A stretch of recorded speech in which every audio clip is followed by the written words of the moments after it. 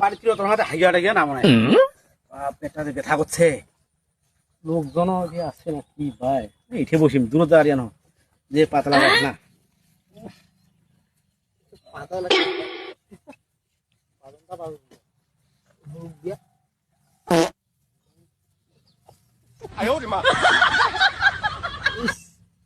পেটটা ব্যথা হচ্ছে আজ বোধহয় ধরা পাইছু এতদিন আইসেছ খালি গু আর গু দেখাছ আজ বোধহয় ধরা পাইছু এই শাক আজ হাগাওয়ালা লোকটা ধরিম এই শালা ঘর প্রতিদিন তুই আইস না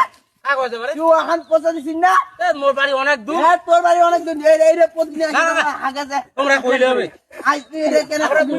মুই অফিসে তাই বলছি বাড়ি হাতে অফিস দাও তো বাড়ির পেটটা বিছায় না বুঝলেন না